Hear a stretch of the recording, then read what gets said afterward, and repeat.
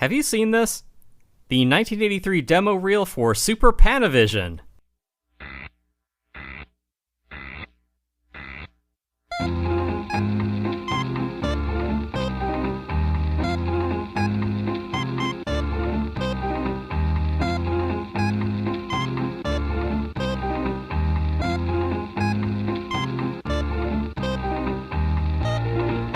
Welcome to Have You Seen This? The world's only podcast about obscure, overlooked, and misbegotten media. All discussions will be spoiler heavy. You have been warned. You know, more like Painstorm. More like Lame Storm. Actually, I liked it. Yeah, all right. Once again, Jen, you've tricked me into watching a movie based on the format it was shot on. Hey, I'm intrigued by the idea of show scan. What can I say? All right, fair enough. I mean, come on. You know how I feel about large format cinema? I do. So I was watching it and I'm like, God damn it, Jen, you tricked me again. I trick you every time we record a show, Tim. I trick you into doing the show. Right, yeah. You're like, trust me, this one's from Criterion. This will be good. Yeah, this is from an Academy Award winning director. I lure you with a little trail of candy corn and Lego bricks. Mm-hmm. Right, yeah. Why do people not like candy corn? I don't know, but... What's the deal? No, you're supposed to do your Walken impression. Right. My Christopher Walken doing Jerry Seinfeld. What is the deal with candy corn? Oh, God. Wow, it's like he's right here. Yeah, it's like Jay Moore is right here, just phoning it in. You ever watch that show, Action, with Jay Moore? No. That was a great show. Great. Yeah. Was it shot on Super Panavision, though? No. Because I feel like they had the Super Panavision cameras and lenses, and are like, we need to make a movie using this. What do you got? I'm like, let me throw something together about brain scanning. Well, if you smarty pantses that listen to this show haven't guessed by now, we're talking about Brainstorm from 1983. One of only a couple of feature efforts from special effects master Douglas Trumbull and the final film of Natalie Wood. And this one has a little bit of a poor reputation, I don't know, because of maybe the aura of death around it, but also because it's a cool premise that eventually peters out, but I don't know, I kind of like it. It really does. Yeah, it is a movie that does start with a strong premise, and they're like, okay, great, where are you going to take it? Like, yes. To its natural conclusion, it's like, well, where is that? Mm-hmm. Well, brains, and hey, the afterlife, that's pretty wild, right? Virtual reality. And then, like, they just, like, dashed out of the meeting room. Yeah, and this should have been fascinating because this was before virtual reality was even really a concept, because this was the dawn of a digital age, I suppose you could say. This has a lot of retro futurism in it, although at the time I guess it would have just been regular futurism. Right. Tron had come out the previous year. That was a big jump for computer graphics. I feel like there are fleeting computer graphics in this, but I could be wrong. I do recognize a lot of optical effects, but they're the opening sequence especially, I'm like, is this how did they do this? This is really cool. Yeah, well, the opening sequence is really arresting. I mean, as someone who's already a big fan of Enter the Void, seeing yes, this done, I wrote down Enter the Void because I was like, damn, like this is like we're going. And, in Enter the Void, you go into someone's brain, sort of. Yeah, and seeing this done, 30 years prior, you're like, okay, props to Brainstorm for doing this this kind of head trip stuff in the early 80s. Yeah, and when I started this movie, I was like, because I had seen it before and sort of hated it. Did you see it in 70? I fucking wish, dude. Well, that's probably why you didn't, why you weren't feeling it. If this screens again in 70, like, I have to be there. Like, yeah, you absolutely have to, because watching it at home on a regular ass screen, you're like, I'm not getting the full experience. Oh, yeah. Yeah, David Lynch was right. Yeah, so because as I squinted angrily at my video iPod. What the fuck is this? What is this shit? Bullshit. Watching a postage stamp. I'm going to watch Baraka on my iPod. Yes. Because the regular parts of the movie are shot in just regular 35. They're shot at a normal like 2:35 cinematic aspect ratio. No, it's like 1 to 7, I think. Disgusting. Yeah. So it's shot like a normal movie. Yeah, and if you watch it on a computer screen, like the first time I scrubbed through the file, I was like, what the fuck? Why is this like pillar box and letterbox? Pillar box. Yeah. It's like I'm watching the movie through someone else's window. Yeah. Yeah, and that's the dull human drama. Which is confined to the tiny square, but when it gets trivialities good, of other people's lives, yes. When it gets good, because the premise of the movie is they've been able to dial in using, I want to say, 1980s video recorder technology. Yes, they've been able to record people's thoughts and sensations and record them onto holographic tape, which is a nice little bit of prop fantasy stuff. It's so cool. Yeah, and when you're experiencing those things through the mind's eye, through this Brainstorm machine, you see it in this full 70 millimeter Super Panavision, just filling the whole screen. So you can and you will have to imagine what it would have been like seeing this in the theater, where you have just the mundane, everyday, normal life experience, the stuff you're used to, and then getting blown out of your seat by being on a semi careening down the road and then flying off a cliff and then taking off into the sky. You have never experienced riding with death like this. Right, yeah. It's wild shit. But yeah, otherwise, like, the earlier stuff is just being like, hey, I'm recording people's thoughts, and this is what you're seeing as, this guy's eating a steak, or or whatever, or walking around the lab annoying people. It's all part of science. It's all it's all aperture science, Black Mesa kind of mad scientist stuff they're doing there. If you've ever wanted to leap into the brain of your worst coworker, the one who sexually harasses like all the women under 45, then the one who always quotes SNL. Ugh. Making copies of the brain. You get to live as that guy. Yeah, cool. You get to see him have sex. Yeah. Ugh. And they do they do get into that, because initially it seems like, oh, it's just we're recording the movie of what this person sees, but no, it's full sense around, where it's like, oh, I'm tasting the whipped cream with the cherry on top. I'm feeling this guy porking his wife. I can feel my average dick going into this beautiful California blonde. Right, yeah. So yeah, it isn't just recording in the now, like what you're seeing and hearing. It's much deeper than that, man.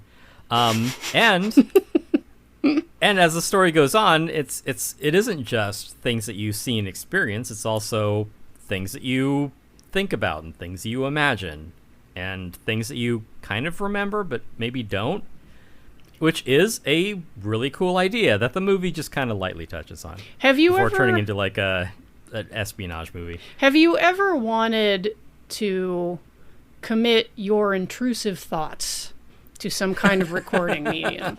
Those thoughts that come up when you're like, oh, remember the most horrible, traumatic, embarrassing moment of your life? Right. Here it is in 70. Wow, I can't wait to experience like just full body embarrassment, just dying of cringe. Yeah, like, can you imagine if they had someone read the comments on Dina Meyer's website while wearing the headset? You would just like fold up into yourself in pure cringe. Yeah, you'd be like the guy who drank the wrong cup in Last Crusade. Your face would melt off from the cringe. So, Brainstorm. In 1983, the way that this came about was from a story by Bruce Joel Rubin. He had a screenplay called the Someone Other Tapes. It was essentially the same concept.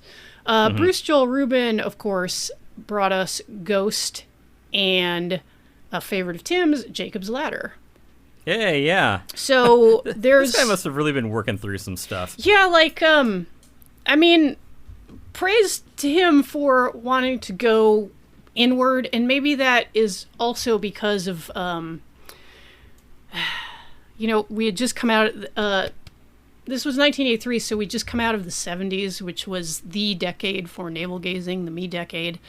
Yeah. So much so that Douglas Trumbull got most of the cast and a bunch of the crew to go to the Esalen Institute before filming. Yeah, that's another Jen topic. So I'll just let you talk, and I will leave the room. Tim is always cutting out when we're recording. Now, some of you have heard me mention like the human potential movement on the podcast, which was the probably like the last gasp for optimism before the horrible 21st century. But it was before the dawning of the age of Aquarius, right? That's what undid it all, or well, yeah, it's kind of like you had the Summer of Love, and then you had Altamont, and then everyone's like, "Whoa, right, yeah, that's, bummer, man." That was a bit of a cultural whiplash. But or you know what I always think of is there's a great on the very great Donald Fagen solo album, The Nightfly.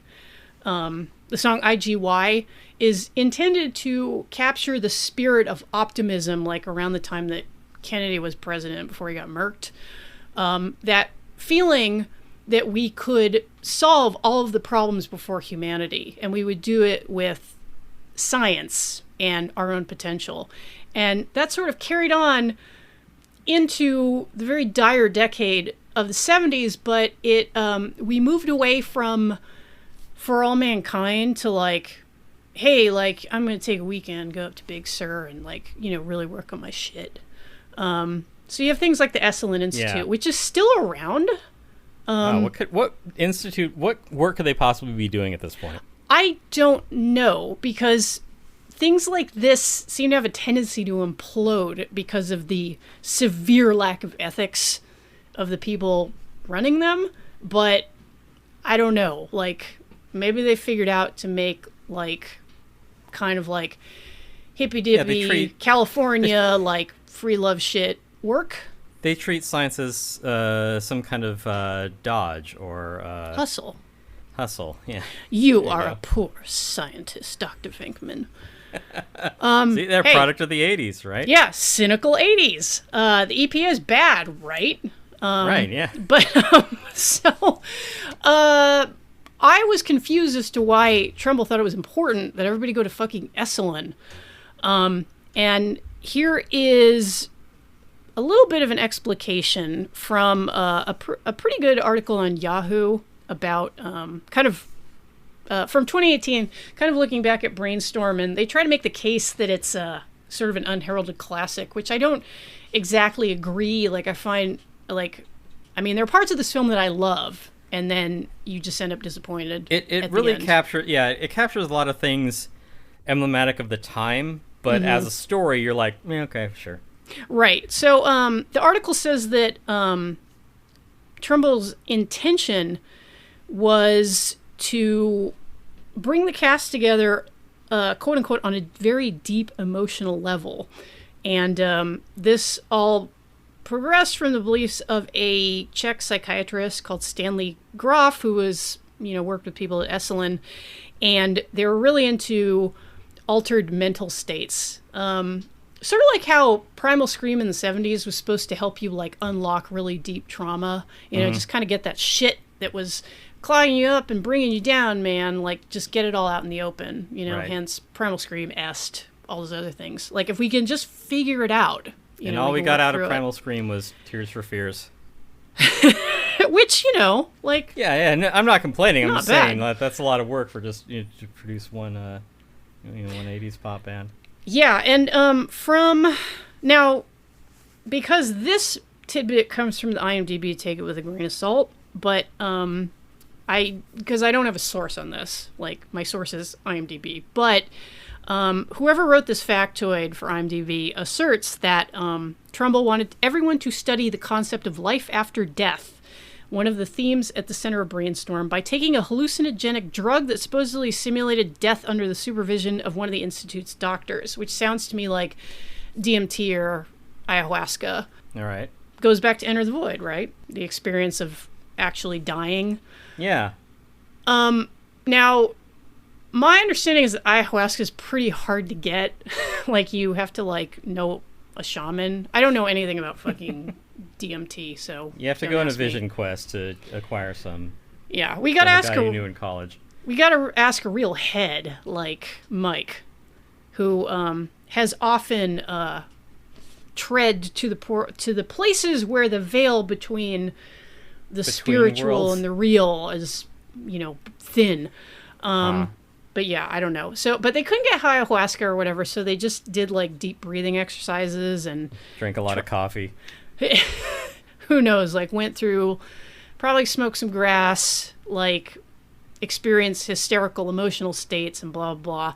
I don't know if it really brought anything to the film because, and this is no shade to Trumbull, the director, a technician par excellence. He worked on 2001 with Stanley Kubrick, and then they didn't talk again for 10 years. That's normal for Kubrick. Yeah. I mean, who's surprised? He worked on... Sorry, I gotta bring up my shit. Hey, you're the one editing it. What do I care? Yeah, I know. Like, it's actually, like, not that hard to... Yeah, so he also worked on Close Encounters of the Third Kind, Blade Runner, famously. Okay, yeah, that flop, yeah. And the only other film he had directed before this was Silent Running with Bruce Dern, which I actually recommend, even though that movie, like, destroyed me when I saw it at Cinematheque. It's so sad. Yeah, I haven't seen it, but I trust on your recommendation that I should go watch it.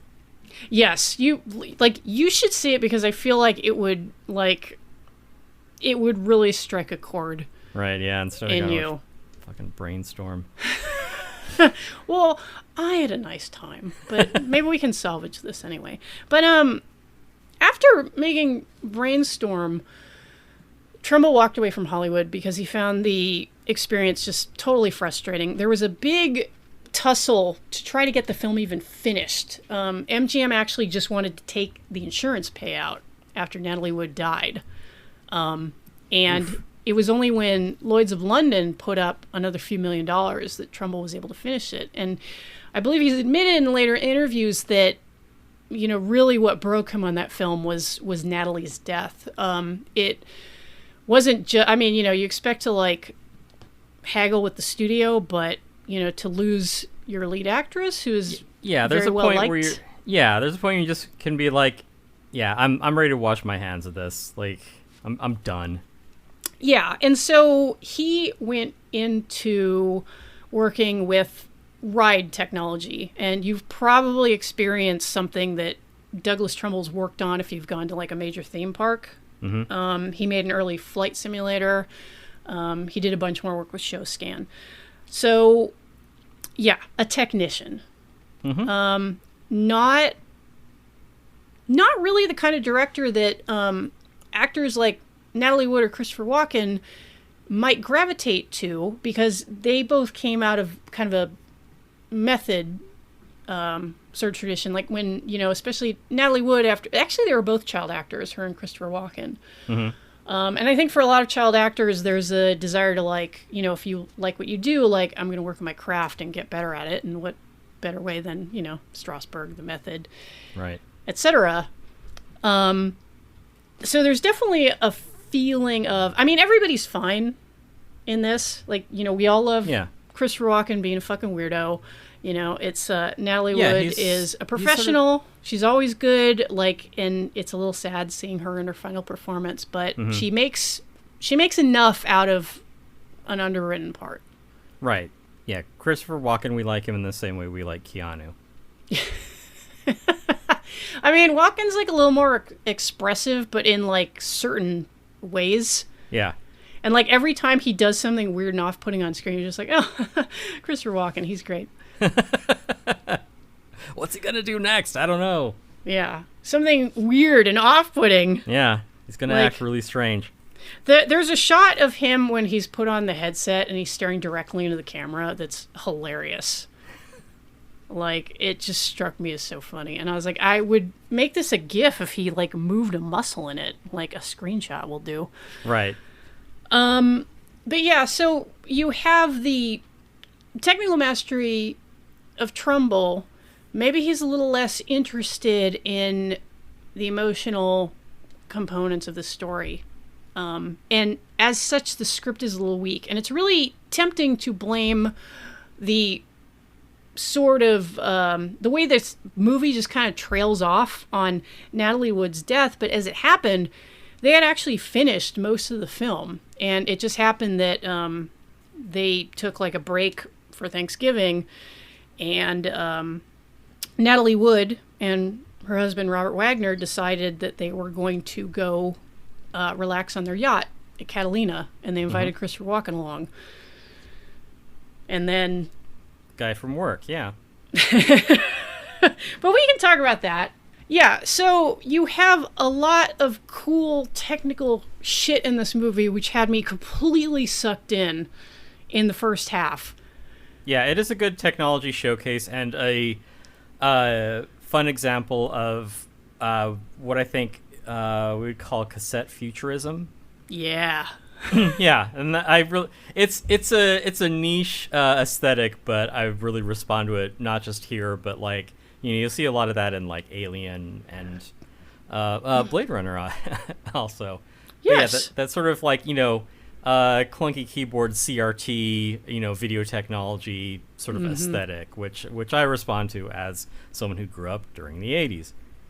And I like that the CRTs aren't like totally obtrusive in this movie. Like they did a really good job with the displays. Because usually when you see displays in like a science fiction movie of the period, you're like, haha, remember CRT monitors? They weighed a fucking ton. Man, I used to hate moving those in my old job. That sucked. But I was not thrown out of the movie, even with some of the really like dated looking displays that you see in the movie. Like I just kind of accepted it. Yeah, it was the sort of thing that was high technology for the time, and I admired the movie committing to like, we're just gonna put all kinds of crazy high tech plausible stuff in this movie.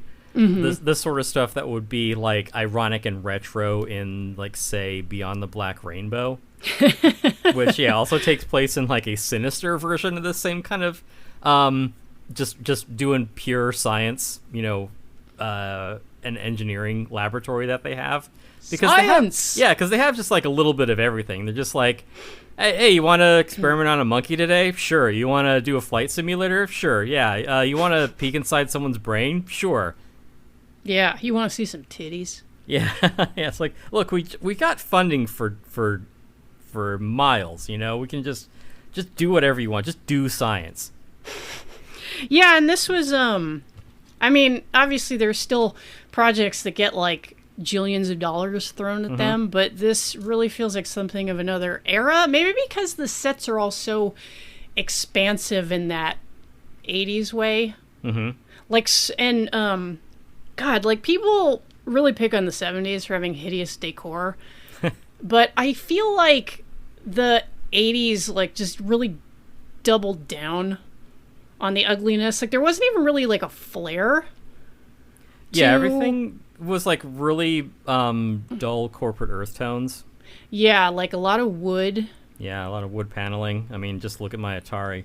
Like it doesn't look horrible, but it also looks like the office of the villain in Time Chasers.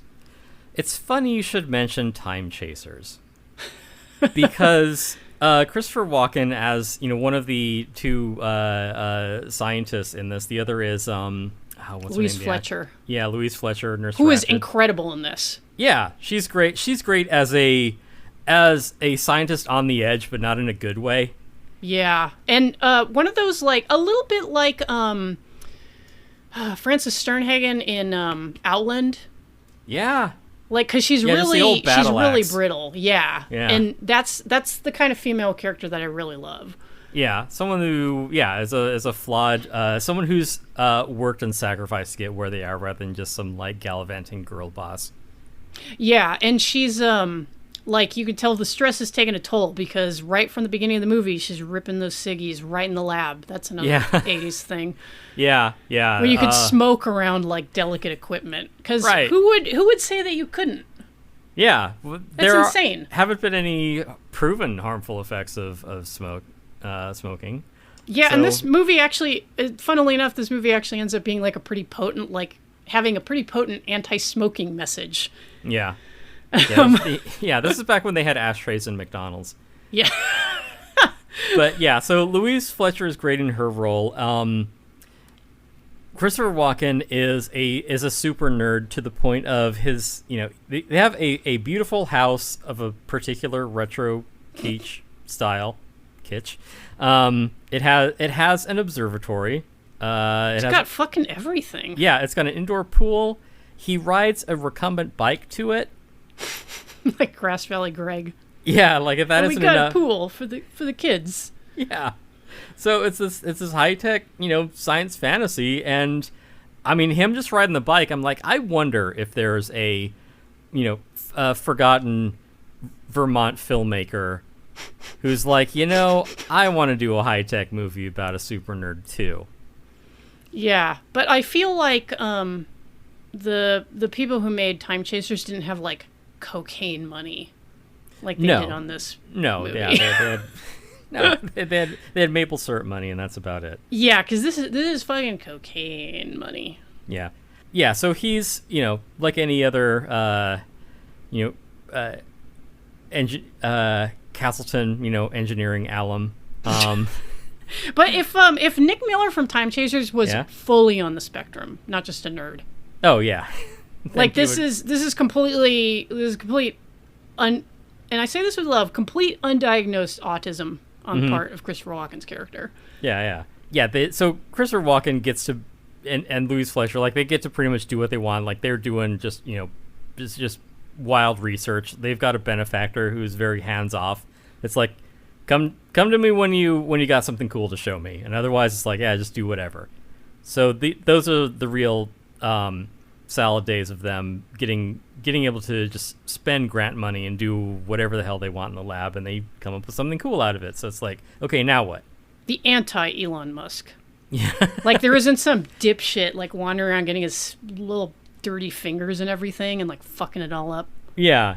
So it is emblematic of a certain time. It does have this sort of optimism to it, where it's like you can be a scientist and you can be rich and environmentally conscious and conscientious, and you'll have an entrepreneurial benefactor who's very hands off, and you can just do good work to solve the world's problems. And it's like that's a summer of love before the Altamont we're living in now. Yeah, and it kind of it kind of evokes like Biosphere, like that level of optimism.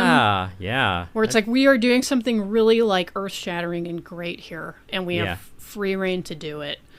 Ignore all those military guys over there.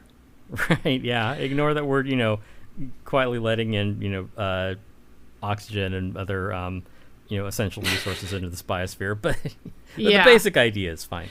And much as the problem with the space shuttle, one of the problems with the space shuttle, is my understanding, is that to actually do it, the NASA was obligated to work with the military on it. Like they had to promise that they would take up military payloads. Mm-hmm. Like they didn't really have a choice. Like there was, for all mankind, like fuck that. Like what the fuck? Like can we kill things? Yeah. What about mankind down here on Earth?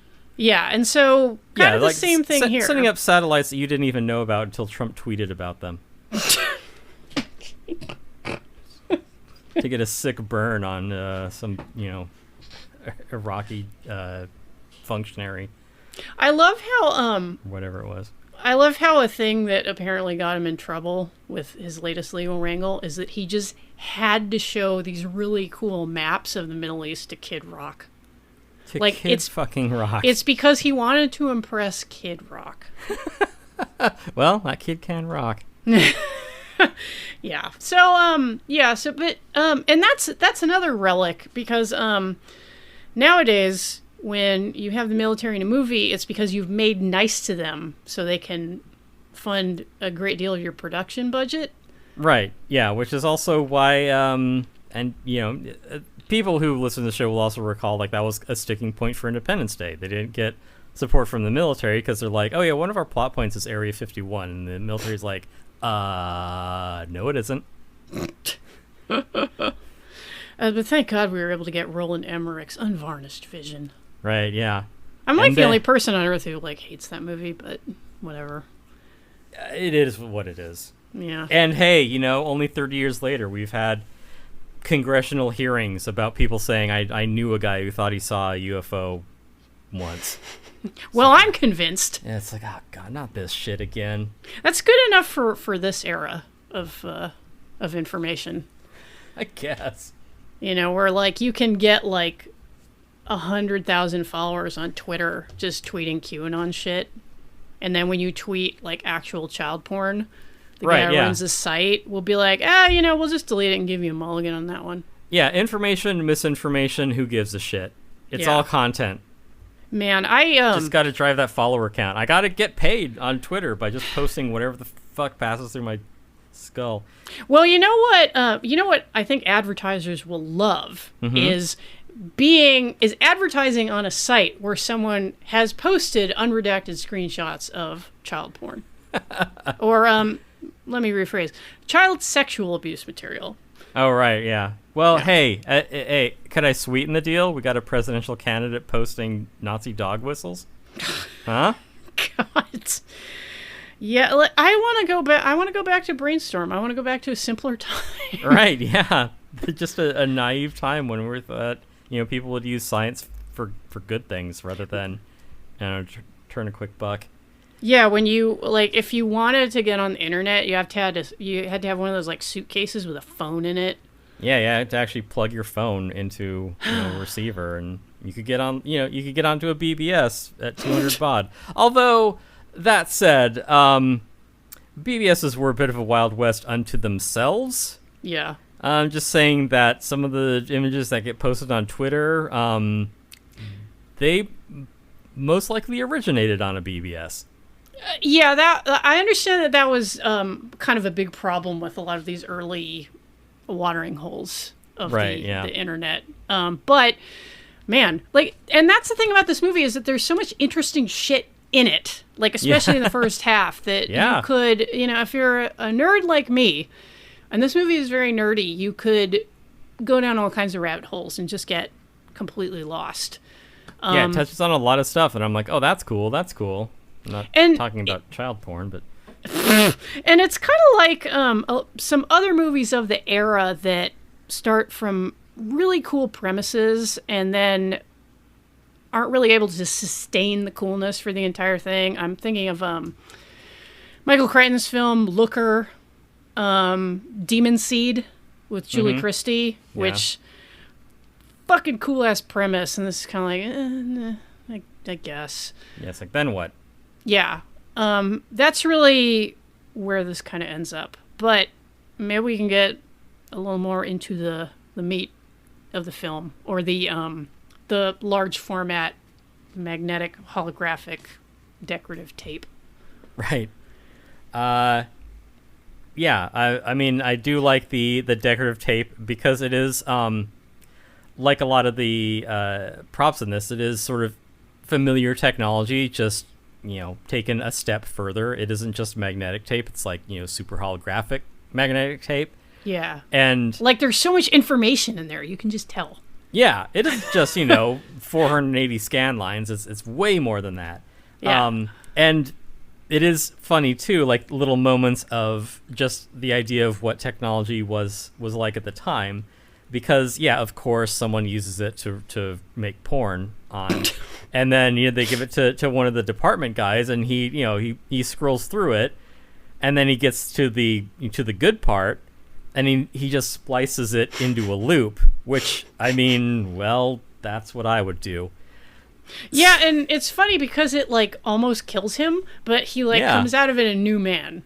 Yeah, yeah, and I just like that you can take this sort of transcendental experience, quantify it onto a length of holographic tape, and then just like put it in a film splicer and put some scotch tape over the seam, and then just run it in a loop until you like die because you came too hard. I love the huge guillotine splicers. Yeah. That they use, which I assume were probably like some kind of like, 70 millimeter splicer that they just like, they stuck the holographic tape onto. Right, yeah. And it makes you wonder like what a splice feels like when it goes through your brain.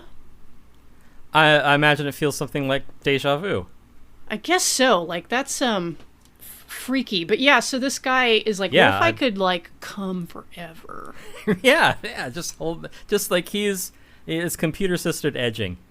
Yeah, and that's all thanks to the creepy lab assistant who it is sort of like the human guinea pig for the lab. This is well before he's the intern. Yeah, it's not before any substantive discussion of medical or experimental ethics or anything like that, but it's definitely before like human resources departments and like sexual harassment training, because a lot of the shit this guy pulls in the lab is not chill. Like when he plugs Chris Walken into a feed directly from a chimp. Yeah. Which probably feels weird because like what's the percentage on like chimps being like similar to us? It's like 98% or something like that. Yeah, but it's extremely high. Yeah, but it probably feels weird and bad. Yeah, not something that you just want to like pull on someone. Yeah, and it's like dude, what are you doing? It would be weird enough to like go into a meeting and instead of the person you're supposed to meet, there's a chimp there. Well, I know you love it because you'd be like, holy shit, I have finally realized my dream of jumping into an episode of Lancelot Link's Secret Chimp. And then the chimp would address you and be like, hello, Tim. I'd be like, wow, how's he talking with his mouth just like moving in like no kind of discernible connection to the words I'm hearing? That's wild. How do you do that? If I entered a room and there was a chimp sitting there, I would like leave like Grandpa Simpson. I'm very afraid of chimps. I respect them. Uh-huh. As our very close relatives, and they deserve our respect as intelligent beings, but I don't want to be near them. Right, yeah. They're very strong and very smart. Mm-hmm. And I would only trust people who are one of those things. Too smart for me, baby. I like them stupid. That's why Jen only dates chimps. No, my problem, and also another reason why this movie actually hit me right in the fucking emotional center was because I like them smart to my eternal frustration. Oh, yeah, that's the worst. You don't want to do that.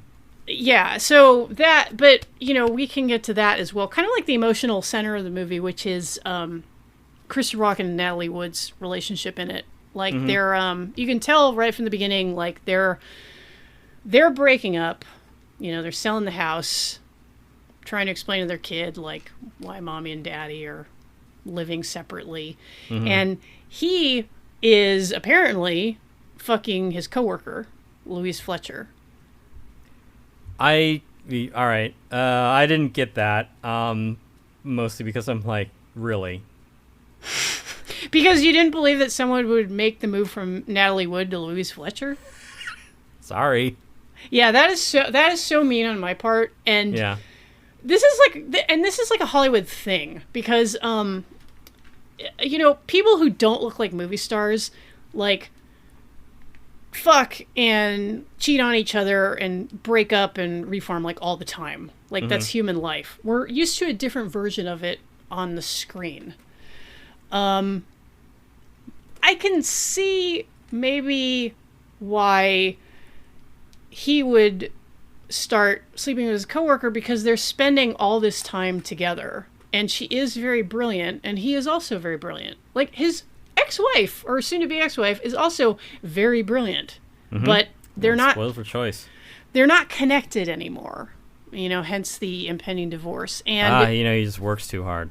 well, this is where it like hits a little too close to home for me, is that he's very smart and very difficult. And in fact, at one point when Chris Walken's character sees his ex with, some like fucking menswear catalog guy, and he asks her why him? And her answer is, because he's a perfectly wonderful, thoughtful, uncreative guy.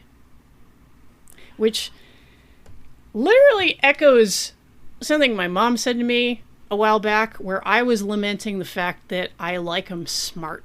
And then they give me problems because they do strange things and they're hard to understand. And, I get really emotional. I think I get it, but I don't.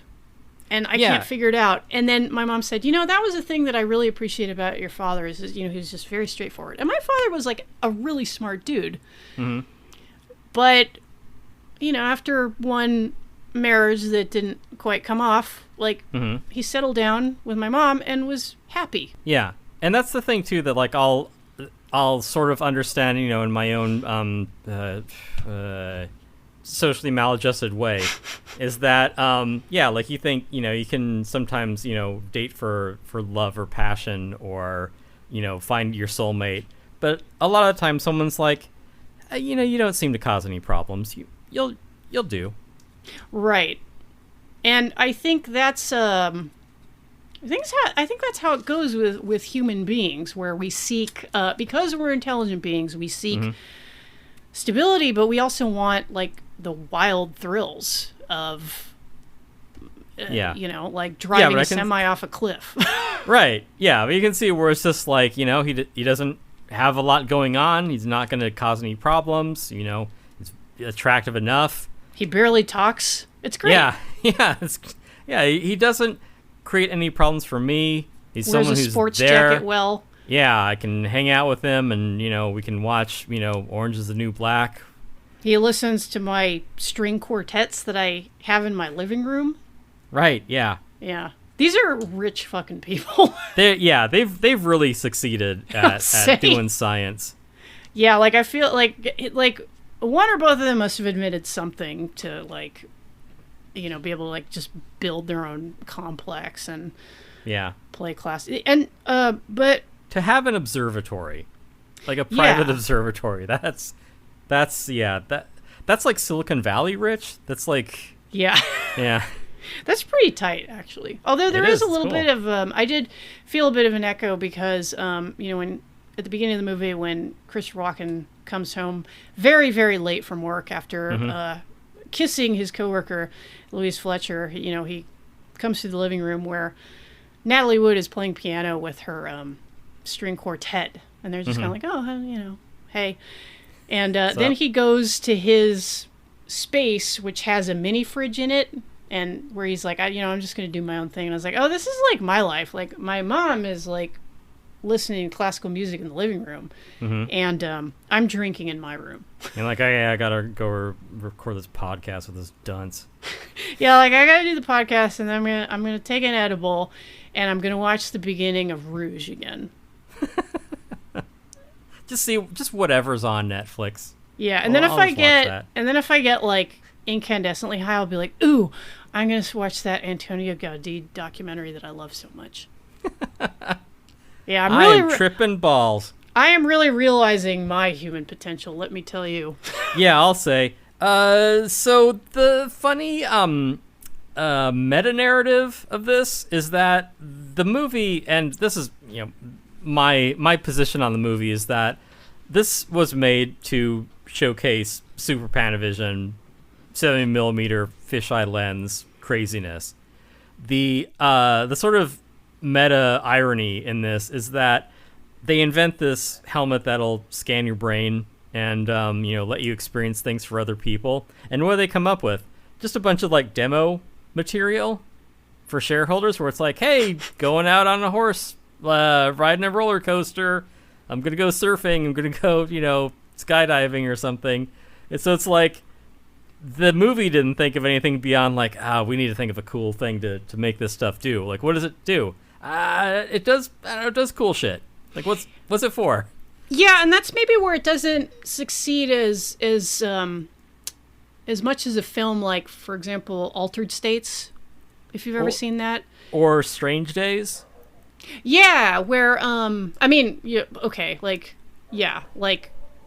you have two masterful technicians here. Like you got your Trumbull, you got your James Cameron. Yeah. And Cameron is always pushing the envelope, and he goes in this movie you have kind of like that was Cameron's ex doing Strange Days. Right, Catherine Bigelow, but he produced on it. Whatever. I think. Yeah. Power couple. Yeah, same diff. You know, he likes him tall and talented. Problematic, yeah. Yeah, good for him. I like dating CIA assets. He's been married like 6 times too, to the surprise of no one. Right. But like I was saying, in this movie you have kind of like, hey, like just relax, everybody's in the hot tub, like kind of sex. Yeah. And then in Strange Days, you get like the awful, disturbing, dystopian, deviant sex. It's what people would really do if they had like a VR helmet and no qualms about what they're experiencing. It's the Yes. it's the ogreish.com answer to like the Facebook metaverse.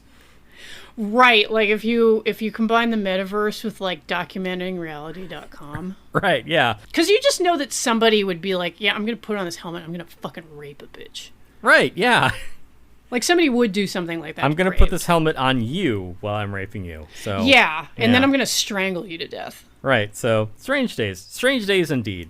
Yeah. But this movie takes a much more optimistic thought about dying for science. Yeah, and like, have you ever seen The Black Hole? Yeah. That not a good movie, but one of the things that fascinates me about that movie is its weird metaphysical ending. Okay. Which really feels like the last gasp of that era of it's a black optimism. hole. Like, who knows? It's right. Crazy, yeah. huh? The potential is endless, and like we might like transcend. You know, it's like and you know Douglas Trumbull, who created the Stargate in 2001, which is about man moving on to like a new phase. So you get those higher plane of existence, man. And there's some sick like slit scan style graphics in this too, which are so fucking cool, and I need to make a gif of that. Dude, I'm gonna put that on a loop and just like watch it forever until I like come and die. Gasper Noe will be like, hook me up to that. Yeah, he'll be like, "Oh, I must see. This is fascinating, and can we put more tits and dicks in it?" More close-ups of CG dicks, please. There are tits in this, no dicks. One thing I did want to mention, because at the shareholders meeting where they demo the product, and they have all that like, "Hey, like soaring over California" type. Yeah, footage. that was my first go-to reference. Which is a California cool soaring. ride. But doesn't really push the boundaries because, it's a fucking Disney experience. Yeah, you don't walk away from a changed person. Yeah, feeling like a little bit sick unless you're like, you didn't take your Dramamine. But for accidentally at the end of the reel, it's like, oh, hey, like you want to see some titties? Right, yeah. We're also going to a casino and brothel or something. Right, and so you have these... because it is like a hair's breadth from like the I'd buy that for $1. Yes. Kind of scenario. Yeah, like you're just like a step away from just wallowing like a pig in shit in all of life's pleasures. And so it's like, hey, like here are 3 beautiful blondes with push-up bras, like offering you hors d'oeuvres, which is great. Right. I would never leave. Like if I'd been in that meeting, I'd be like, can you give me like that tape loop? Yeah, for real. Because I want to eat all of those little cakes. Yeah, because I think even after someone's like, yeah, and I still feel full. And it's like, that is weird. And just a weird, side effect throwaway line. Yeah, and you know who one of the trio of blondes is? Who's that? Lana Clarkson. The mom of Jeremy Clarkson. Well, he must have been so devastated when she was murdered by Phil Spector. Because that is who that is. That was in her when she was trying to get the foot in the door. I think maybe right before she got some like Barbarian movies or whatever. Yeah, so R.I.P. Lana and Wow. R.I.P. Natalie. There is like the whiff of death on this one. Yeah, this movie really is about transcending your mortal shell. Yeah, and kind of wanting to go like right up to that edge of a truly transgressive experience, to like, you know, to do the DMT thing and to die. But hey, yeah, it's I might be DMT going to for a better real. place. Yeah. That's it's a mood far removed from our current mood. You know what I mean? Okay. Yeah. Yeah, because that happens in the movie where, you know, we've kind of gone through like all the cheap demo material stuff where it's like, yeah, let's ride a roller coaster, let's go soaring over California. But then it's like, what happens when you die? It's like, oh shit, I don't know. Yeah, and there's already kind of like a there's like that slight discordant note like right from the beginning of the movie, because you know, we've seen somebody get plugged into a chimp, like we've seen somebody like put like a hot fudge sundae on a steak and then eat it to like test the device. It's like, ugh, like there's all kinds of sickening directions it could go in. And you know, like the and of course, you know, as Tim pointed out right away, as soon as there's a new technology, it's like, okay, how can I fuck with this? Right, I mean like have sex. There's already kind of that like little sickly edge to it. And that occurred to me when they're running their demo reel for the shareholders or potential investors, because the person who recorded a lot of this demo footage was this, you know, the creepy lab assistant Gordy, who I think is played by the lead from a really unsung, unloved, and deservedly so movie of the 60s, Angel, Angel, Down We Go, where he plays like a creepy singer, and he's creepy in this too. Great. He is the guinea pig, like I said, and at one point they put him on a horse, because it's like, hey, you want to know what it's like to ride a horse? And I'm like, you know, I don't want the experience of an unexperienced rider on a horse. That would be terrifying. And I want the experience from the horse's point of view. Well, you know, if you could put like a Olympic level dressage rider, like on, Or a gymnast or something. yeah, like you know, just like a $100,000 Dutch warm blood. And Or I want to have that ride, because I've ridden horses for, you know, I rode for like 4 or 5 years, but I wasn't riding at that level. I want to experience that. I don't want to experience some like terrified pervert like strapped to a hunter. I want to experience a guy who is like a musician who is in kind of a crummy band, but he doesn't know it, and every time he just gets up there, he just thinks he is just the shit, and like everything that he's playing is just like hey, when we were in Taco Bell at like 2 a.m, and that guy came in and started rapping. Guys, that was all off the top of my head. Like, yeah, the guy who would the guy who would break up most of his lines with And I don't mean like Master P. Yeah, he was just, I don't know, like, you think that we're inarticulate on this show. This guy, yeah, but he was just like so feeling himself that he's just like amazed. Like, my flow cannot be beat. Like, science is too tight. So I want that guy's experience, where like I just like stumble into a Taco Bell late at night and I just start just riffing off the top of my head, being like, God damn it, I've never been this good before. Give me that guy's experience. Would you like to be Ace for a day? God, everything would be so livid, bro. I would be livid when I finally had to come down from that. Yeah, so, you know, like to watch the Philando Castile video and laugh at it instead of feeling profound horror. Yeah. And be like, did you see that? Fuck, dude. Anyway, he was asking for it. Yeah. Being homeless like that. Being black and all. Yeah.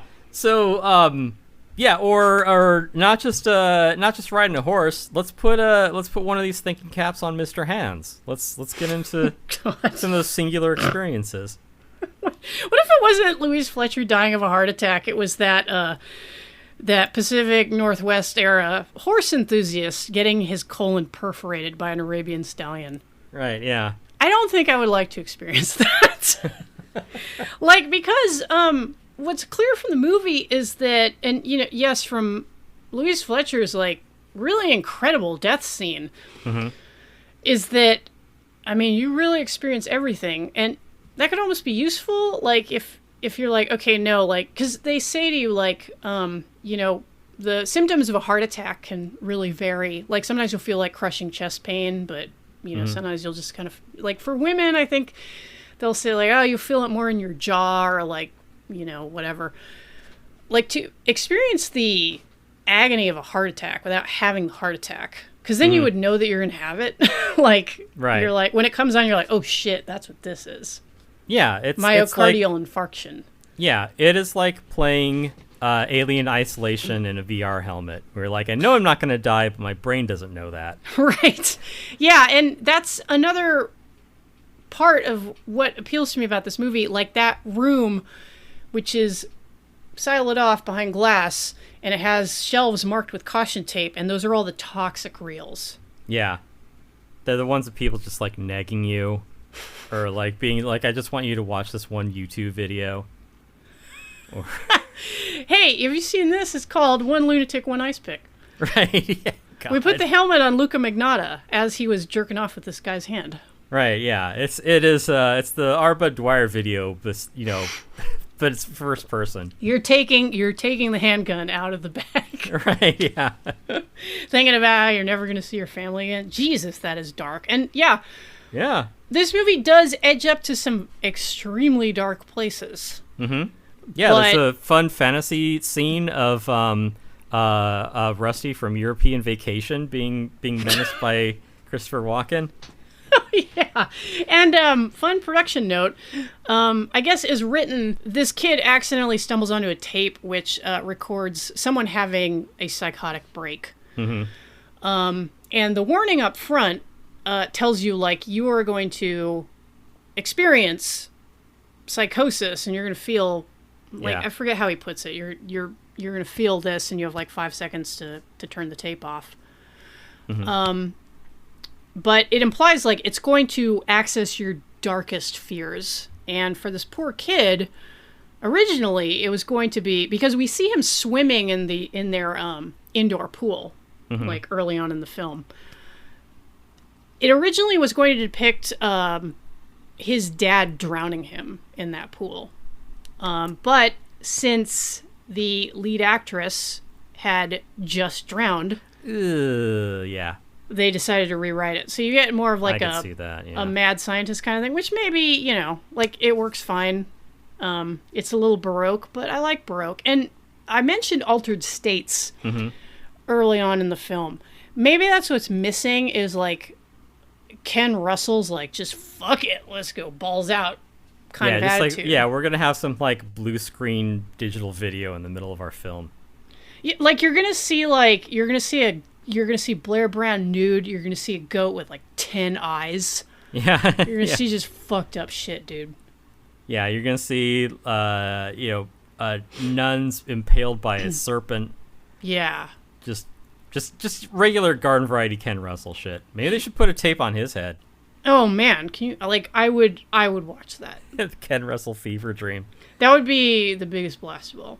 Yeah. Yeah, so instead you get hey, like, we're going to do exhibition, like, we're going to make large format experiences for an audience at a theme park or, a hotel. You know what I mean? Yeah, and I mean, I keep recontextualizing this in VR because that's kind of the parlance of our times. And yeah, it does seem like it's something that is more immersive rather than just watching a movie, because, having played, VR games, it's easy enough to laugh at, people watching a Nickelodeon of a train coming towards you on film and then you diving out of the way at the end, like, audiences apocryphally did. Except for, I'm playing VR games, and like, there was, before the pandemic, there's this, chain of VR places called The Void. So you'd enter. Did you ever enter it? I did, yeah. I lived a lifetime in there, and one of them was the Ghostbusters one, where you have, you go up, several flights fighting ghosts through this haunted building, and then you have to go outside around this part of the building that's sort of like blown up. You have to walk across this narrow board, 3 stories in the air. Keep in mind, this is all happening inside a room at the mall. Right. But at the time, you're like, well, it doesn't feel like that. Right. So, yeah, you have this very immediate experience, and I can see the merit in that because, yeah, at the time I'm thinking, like, what is the business, like, what's the commercial use of this, Brainstorm project? Like, what good is it? And it's like, Tim, you're watching a movie. And it posits a kind of virtual reality that people will be unable to resist, which has not quite panned out. Well, that's what I'm saying, though, is like you're looking at a bunch of things that are contrived and fake, and you're being like, well, that's just stupid. Why would anyone want to pay to experience this? And be like, yeah, you're also crying when you watch a movie, too. Like, you dunce. Like, figure it out. This is the application for it. You know why people love the technology in this movie so much? Is because it's analog. Yeah, you have warmer. It's just so much experiences with richer. it. Yeah. Yeah. Compare like the compare the virtual experiences. And I know I'm not slamming the movie, Tim, because I know it's a favorite of yours. Compare the virtual experiences in this to, say, The Lawnmower Man.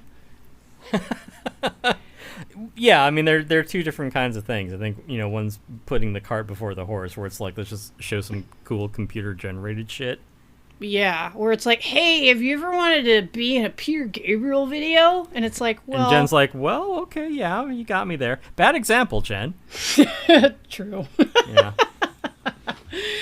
God, someone told me Peter Gabriel recorded a new album, and it's just like, so?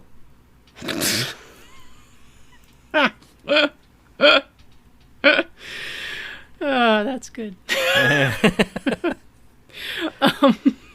Right, but I was unfairly dismissive of this Brainstorm technology because it's like, yeah, it can create immersive, immediate, affecting experiences like VR promised to, but never really delivered. And I think a lot of the reason that just VR didn't is because it's an impractical way to achieve a suboptimal result of something that like kind of already happens pretty effectively. Like you can sit down and watch a movie with other people. You don't need to buy, a helmet and have a gaming PC to do that. You can just hang out and watch a movie or read a book or listen to music or something. But like, the way that this Brainstorm stuff is posited in the movie, it's, that much more immediate and affecting. Because, it isn't just you're watching someone have a psychotic break. It's like you have the psychotic break. Right. And that was something that this movie envisioned that virtual reality didn't quite do in the 90s until, Catherine Bigelow and James Cameron said, like, well, what if it was, like, truly immersive and you experienced it, which is kind of implied in Strange Days. What if we had done, like, Wild Palms, but more so? But that movie, Strange Days, which I think is, like, pretty good, has its flaws, but... It is pretty good, yeah, I'll give it that. I do like that movie, but it had a budget of $42 million, pulled down $8 million, so... People weren't buying this. Yeah, an action movie directed by a woman. I mean, come on. Ridiculous. Right, yeah. But VR isn't the appeal. It's the love story between Keanu Reeves and Patrick Swayze. That's what gets the butts in seats. Right, yeah. It's that. One of the other things about like the immersiveness of VR, and I'm just using that as a way to describe how immediate this Brainstorm experience would feel. Not even just as awesome as seeing something in 70, Jen, but a friend of mine who I knew some people who shot VR movies, and a friend of mine performed a monologue from, I want to say, Hamlet in it. And she's watching it, recorded, stereoscopically in a VR helmet. And it's like, wait, I'm me, but I'm watching me, and I'm right there. Where am I? So a very uncanny experience for her.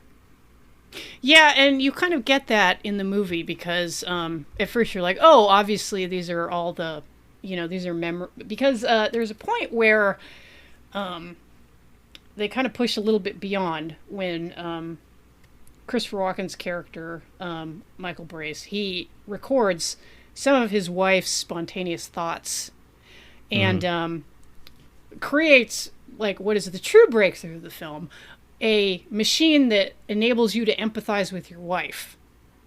Well, now we're in real science fiction technology. That's fucking crazy. Like, what if you could climb right into a broad's brain and really know what's rattling around in there? Plenty of room in here, yeah. And so because we've seen, like, the POV experiences that they recorded, but then we get these memories where... Yeah, you get thoughts. Yeah, like you see Natalie Wood seeing herself, and, like, later on you see Louise Fletcher seeing herself in her memories, which, like, I assumed is a way of being, like, that's how, like, charged and vivid these memories are, is that, you don't remember them in, like, show scan POV, but it sort of encapsulates that feeling, like, kind of like the three-dimensionality of the emotions, because we see, like, her very charged memories of,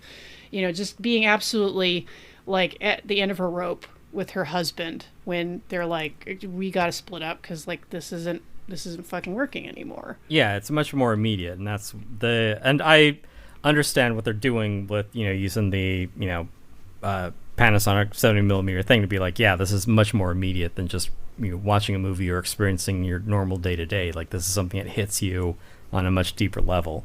Yeah, it is truly immersive and, like, a little bit overwhelming, which is why you see a lot of these, like, extraordinary reactions to the to what's been recorded, which can, as we see eventually, can be, like, toxic. Yeah, I mean, if you're experiencing trauma firsthand, what do you think that's going to do to a person? Right, exactly. And it is just, I mean, that's enough there, like, I was watching a YouTube video that had, like, a trigger warning about, like, oh, this video mentions suicide. Right. And so, yeah, imagine it's like, oh, this video mentions your suicide. Like, what?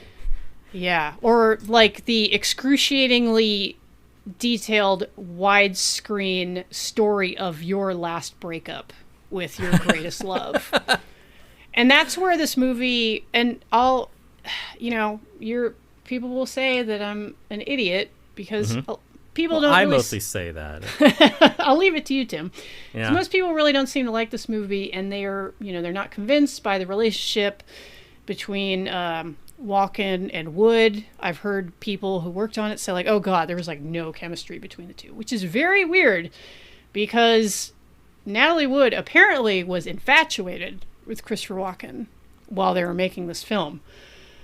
But it worked on me. To hang out on her yacht. Yeah, it worked on me because there was a point when I just started sobbing. I am not kidding. When he experiences her thoughts, and it seems to unlock something in him. And he makes a tape of his own thoughts, and he lets her play it.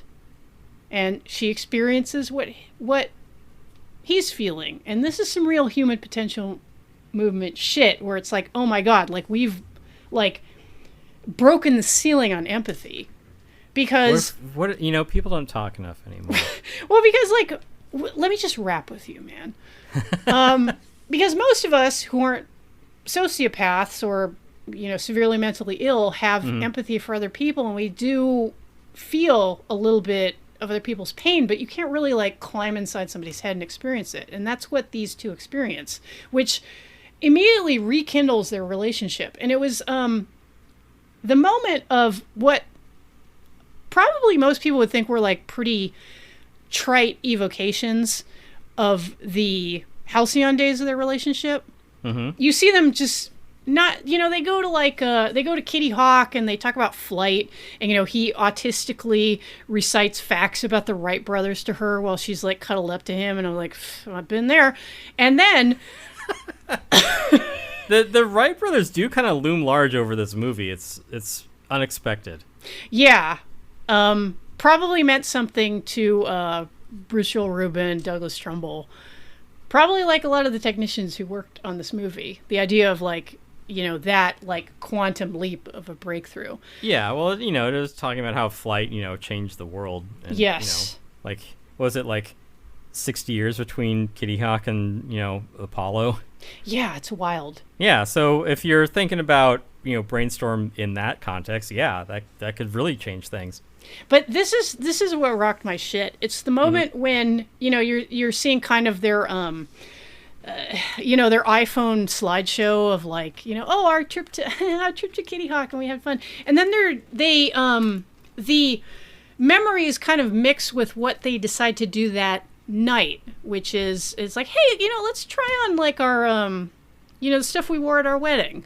Like I will put on a funny like Groucho Marx nose and glasses and mustache, and we'll make popcorn. All right. And I was laughing at that, sort of chuckling like, oh, that really is what a relationship is like. You remember like really stupid stuff that would make people on the outside like roll their eyes. It's like, because there's nothing grosser than when you see, especially like two people are in love and they're like, oh, I love you. Yeah, that's nothing more gross than that. Yeah, like I love you, poopykin, or whatever stupid shit they say to each other. They're cute little jokes, and like, aren't they so cute together? Like that's gross from the outside. When you're living it, it's priceless. And that was the moment when I broke and completely just dissolved in sobs, and actually had to like stop the movie and compose myself. Wow. Okay. Because I was like, yeah, that's what it's like. You meet like another nerd, and maybe they're a little different kind of nerd than you are, but they're so fascinating and so smart. And you have your little in-jokes and, your little moments, and sometimes you move on, but then those moments that make you smile, they're like crushing almost. Yeah, they're so still potent. there with that same immediacy, no matter, the memory doesn't fade. Yeah. So, I don't know, maybe people didn't buy the romance at the heart of this movie, but it wrecked me. Because this movie is about when nerds are in relationships. Okay. Like, because Natalie Wood's character, who's called Karen, which is very funny in 2023. White women, am I right? She's obviously like a very brilliant designer because she's working on the headset and kind of making it more streamlined and stuff like that. And then at the end, apparently she's also like leet because she like helps her husband like hack into the Institute and fuck everything up.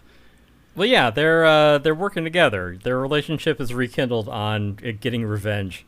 Yeah, and you're like, damn, like this woman is like super smart. And her husband, Michael Brace, Christopher Walken, he's like the kind of the embodiment of the fascinatingly brilliant and difficult man. Like, and shit, like, I know someone who that's her kryptonite and her catnip. Yeah. But yeah, so I had an emotional breakthrough, Tim. Like, I'm going to go over to the conversation pit and, maybe smoke a joint and chill for a while. Yeah, but I'll see you for yoga at 6 a.m. And you're like, no, you won't. No, yeah, I mean, I'll be going to bed. I mean, if you want some fondue later, like, I can meet you for that. But hell yeah, bro. Yeah. Let's do some macrame. I kind of want to live in this movie. Well, yeah, I mean, it's the science sort of utopia. I want to ride virtual horse. I want to meet smart, attractive people. I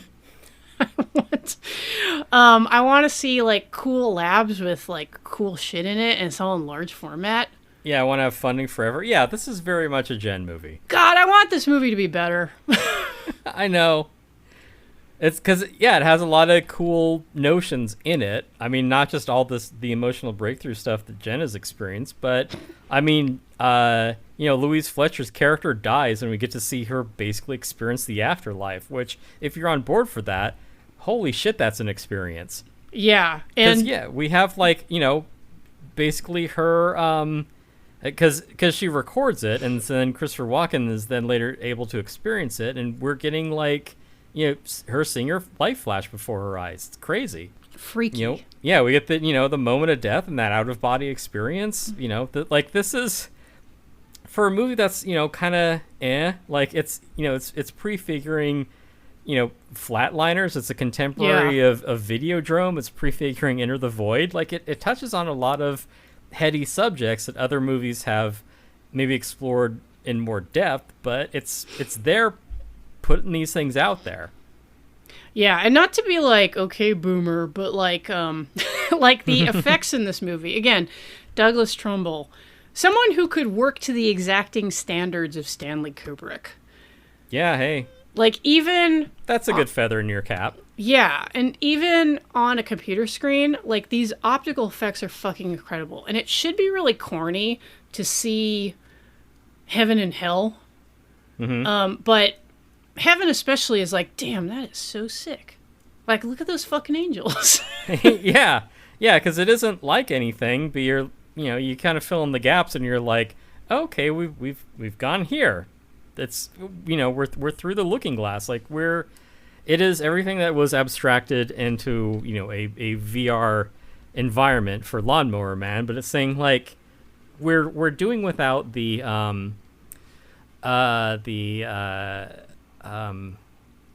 context or like the rationalization, like all the things that happen in say Lawnmower Man. we're comparing the two. Tim's lone point of reference. yeah, like there's a conceit being like, this is all fake, this is all VR stuff, like none of this is real, it's just whatever you think it is. But this is like, well, this is what you experience when you die, to the point where you're like, there's no conceit here, this is just this unvarnished experience that I'm having, aided through this computer. So yeah, like by the end of it, Walken has like this transcendental experience. He experiences the feelings of another person. He shares his innermost thoughts and feelings with a woman he loves. He experiences death and comes back from it. Yeah, that's a pretty busy afternoon. True. Yeah, he consumes toxic tapes of people having psychotic breaks from an automated video facility. Yeah, and like, oh, my son got a taste of that, but he'll be fine. Yes, look, we're already at runtime. We aren't going to get into this. Yeah, like that's where the script really, like the wheels start coming off. Mm-hmm. Because it's like, I feel like there should be a little more emotional weight to that. Right. But yeah, because it is basically the equivalent of, the kid found his dad's gun. Right. Which I think in the, and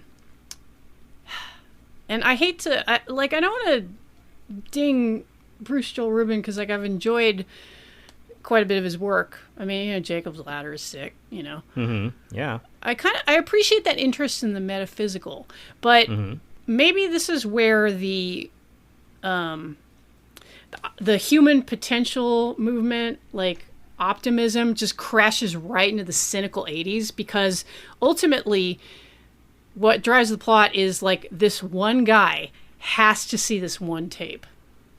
It's like, okay, like, cool. It makes the movie end kind of like, oh. Yeah, it's the VHS copy of Things. You have just experienced Things.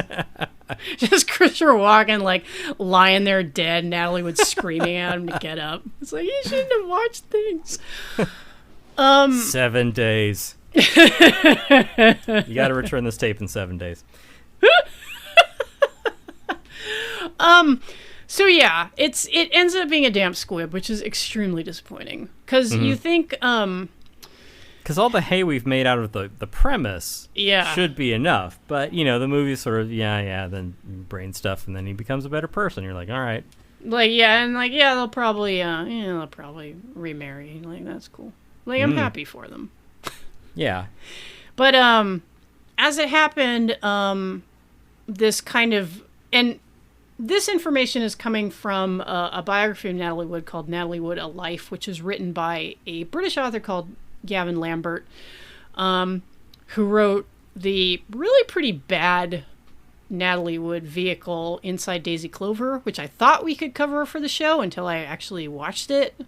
Okay. And I was like, I'm not even going to try to pitch this to Tim. There's like, fuck no. What am I going to tell him? Like, oh, okay, Tim, like Robert Redford looks really hot in this. Well, you know what a redhead I am. Man, let's watch The Sting. I think people have already agreed that The Sting is a good movie. Like, what would we be adding? Let's watch Temple of Doom. Let's kidnap a white dude. We'll certainly join the discourse if we review Temple of Doom. True, but where did the mining cart go off the rail? Okay, so I read this biography of Natalie Wood, which I trust more than some treatments of her life because Gavin Lambert was a good friend of hers for many years. And I know, I don't want to say a lot of people, but, people with true crime brain, they really want it to be the case that Robert Wagner killed Natalie Wood on that yacht, which I don't buy it. Right. It was like she like drank too much and like fell overboard when everyone was asleep and like just wasn't able to get back on the boat. Yeah. There's something kind of like sad but mundane. Yeah, and there's a real sadness to the arc of Natalie Wood's life in general because she started as a child actor with a really horrible, manipulative stage mother. There's a famous story going around about her, which has all but been confirmed elsewhere, that she was very brutally raped as a teenager. Can you... I don't have a joke for that. Can you slander the dead? I don't know. I don't think you can. What are they going to do? Right. It's supposed to have been... The story is that she was brutalized by Kirk Douglas, which has been sort of floating around for years. I don't want to say people have confirmed it, but this has come from like a few sources. But yeah, Natalie Wood was someone who's very significantly traumatized. She was married to Robert Wagner twice. And from what I've read about them, this really does appear to have been two people who were, like, they were each other's great love. But these were actors, and these were very vain, difficult people with substance abuse problems. Like, they both drank quite a bit. Yeah. Right. And usually people will self-medicate because they're kind of trying to tamp down something which they can't deal with. And Natalie Wood did in fact start drinking more right around the making of Brainstorm.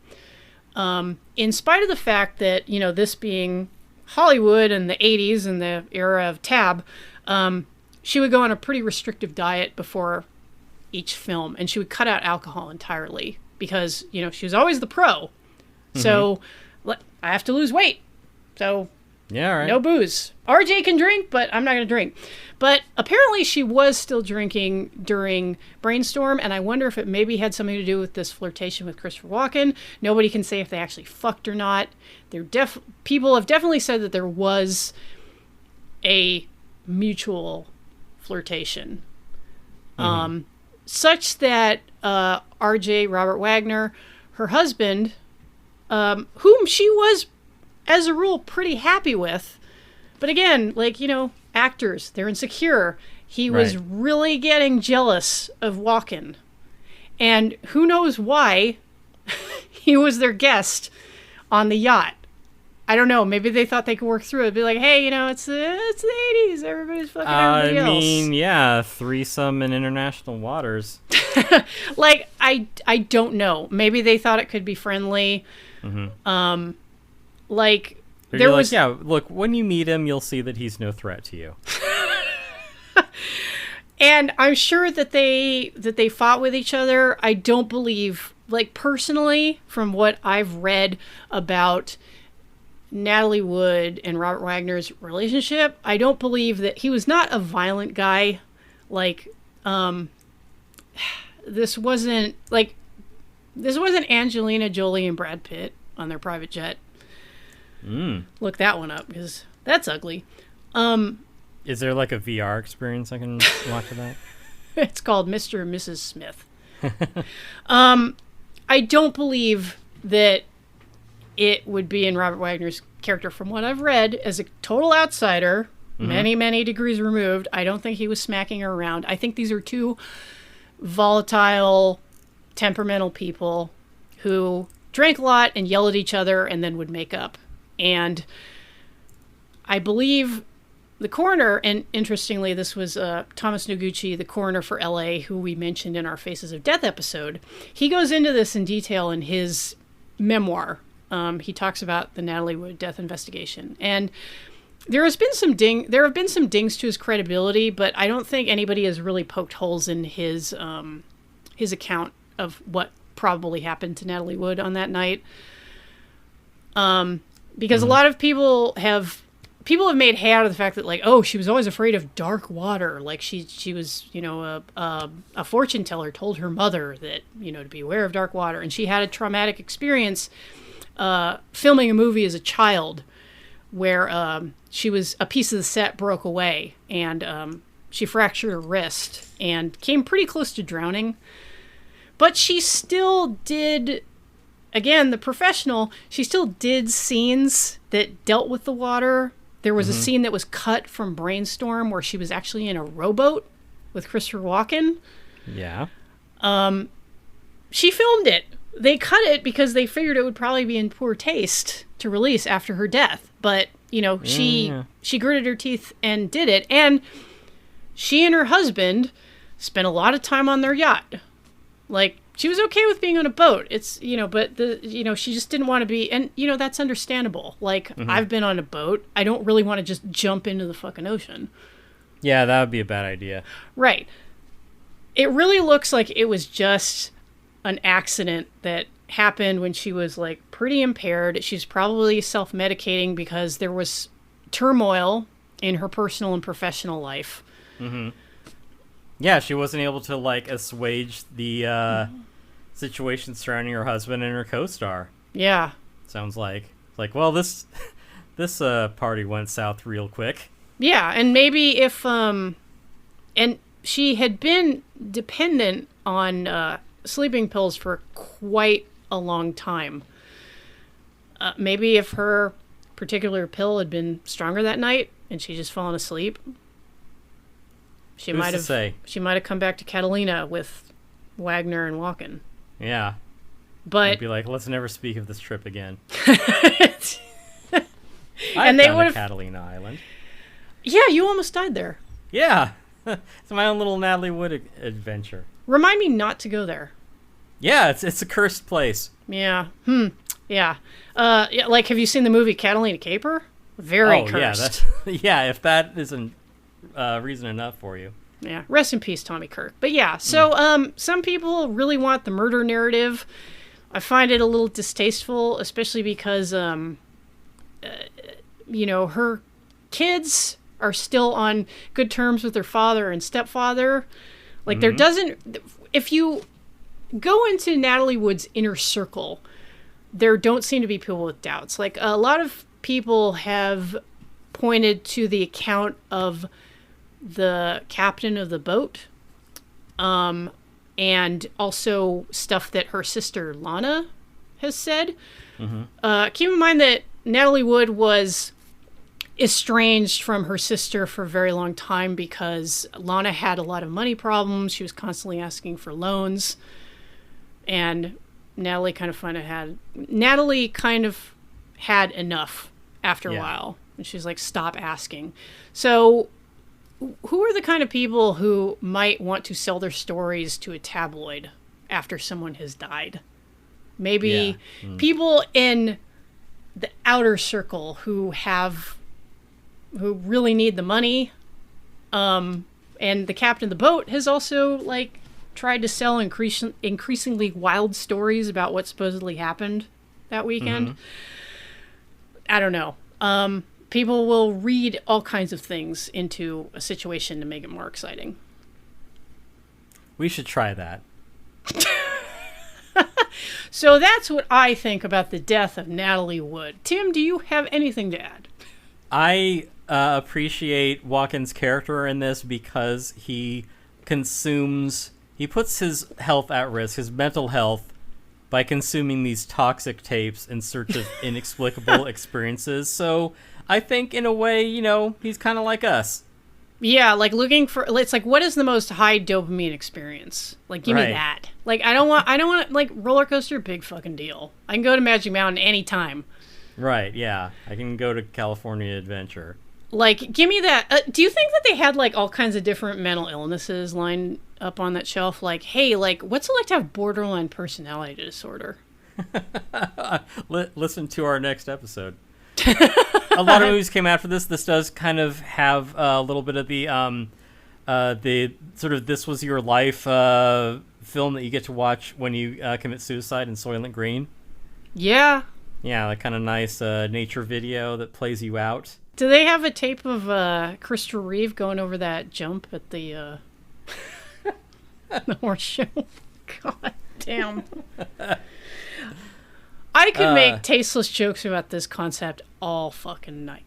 Yeah, do they have French Air Show 93 or Baby Loves Head Rub? Oh God, can you imagine? All those videos would just be cat videos now. Oh yeah. Yeah, like, they use Brainstorm to just show you, here's a cat. This one is of you squeezing a kitty's little toe beans, and this one is of you rubbing your face on his tummy. Ah, God. But in this one, the cat got real mad when you rubbed your face just a little too long. Uh-huh. Meow. Ah, we're such a childish society. Well, I mean, and the movie's instincts are right. People are immediately just going to go to the id. Yeah. When it comes to like pleasurable experiences. Can I watch porn on this? Yeah, it's like you will feel every hair of that 1983 beaver on your dick. Yeah. And thus Tim dies like Louise Fletcher. Yeah, it is weird that we kind of go into all these compartmented memories that she has when she's like, experiencing her last moments. I guess this movie failed where Eternal Sunshine of the Spotless Mind kind of got it right. And that's too bad, because that is a trite movie. You think so? I do. I don't really fuck with Charlie Kaufman. I thought it was too, just simplistic. Just like, I'm going to give up.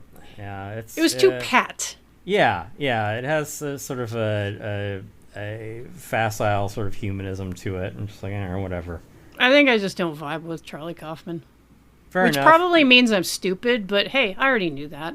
Yeah, I mean, I tell you that all the time. What I would say, though, is that, this prefigured a lot of other things. The thing that this also prefigured... there's an offhanded remark. Christopher Walken's like, you can pump it right through the phone. It's like, you can get online. You can have, he was selling the metaverse. Yeah, and then they had a word for it. Yeah, and then they finally kill that creepy lab assistant. Yeah, well, I mean, that was good. It was bound to happen. You're like, whatever. He's a creep anyway. Yeah, that guy was gonna just do weirder and weirder shit with that equipment until he died. So they probably did him a solid. Yeah, this is also he died among friends. Yeah, good for him. He died at work. Ugh.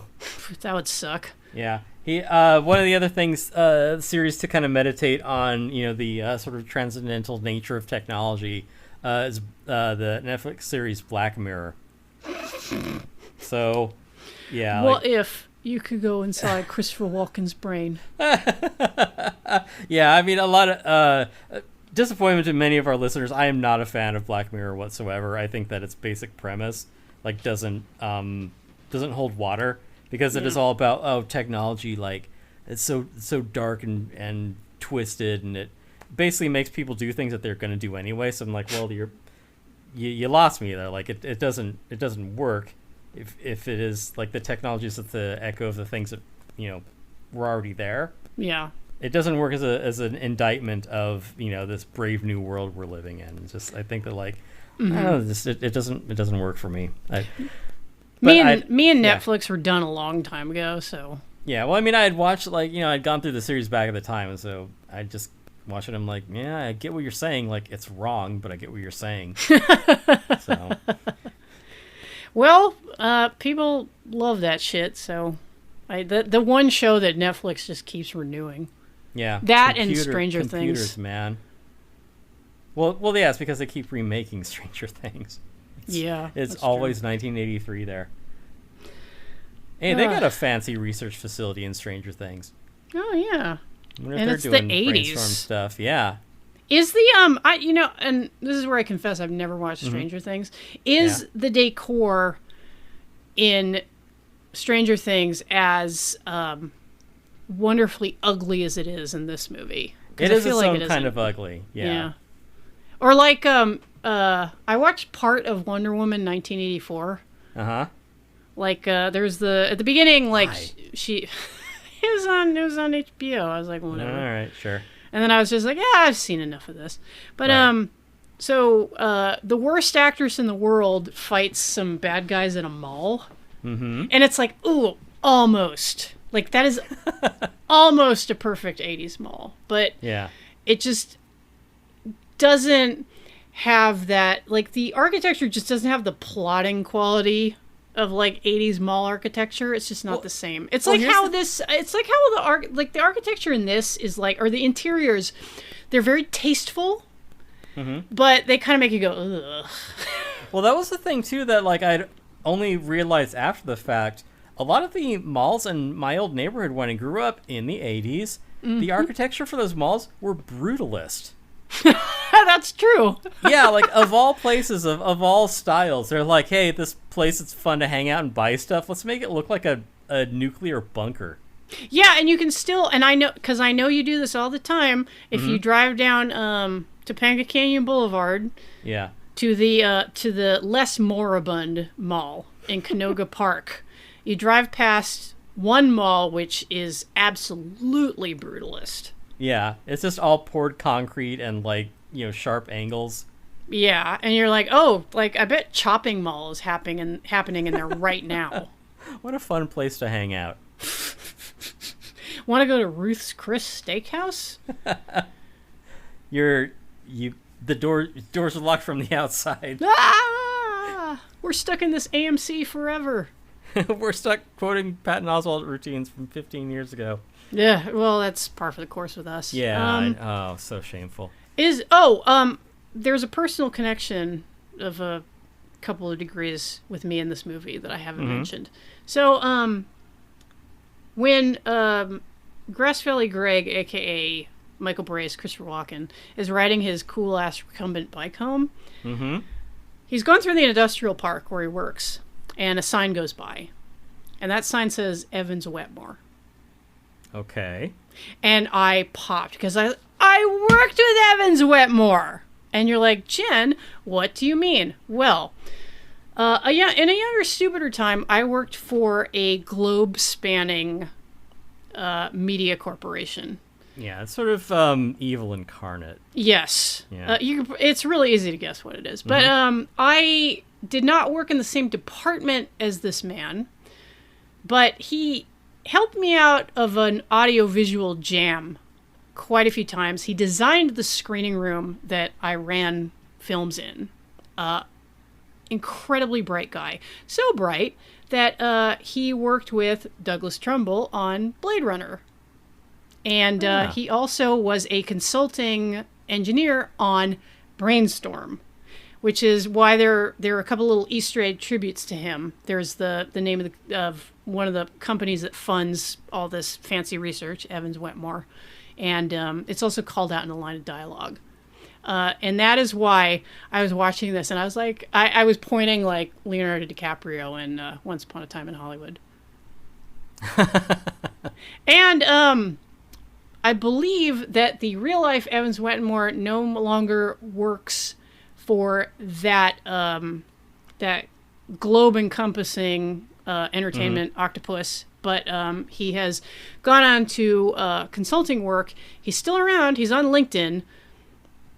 I kind of want to send him a message and be like, just tell me everything about working on Brainstorm. Yeah, why are us two chuckle fucks talking about this? We could have someone who actually knew about it.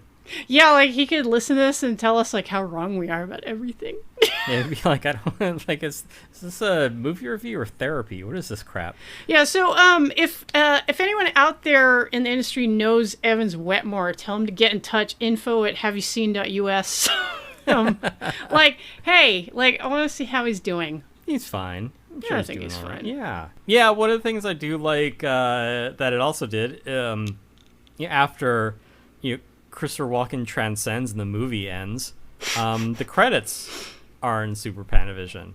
Yeah. So it's like we, the audience, are kind of through the looking glass as well. It's something that we've talked about in the Evil Within, Angel Heart.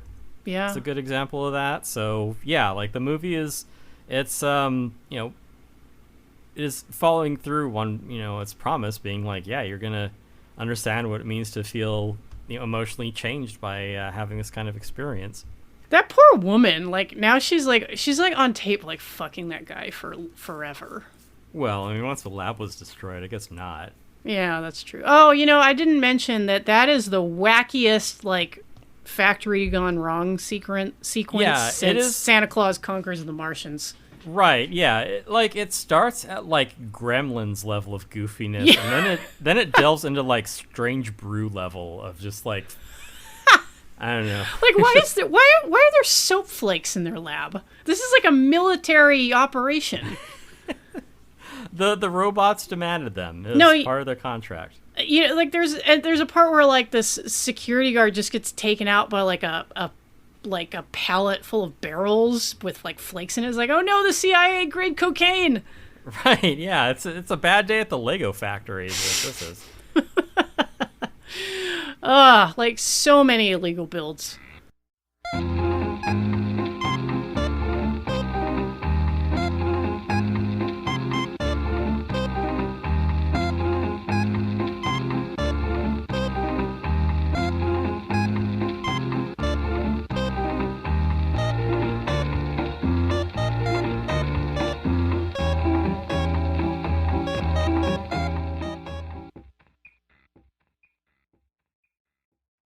What a sexy Brillo pad.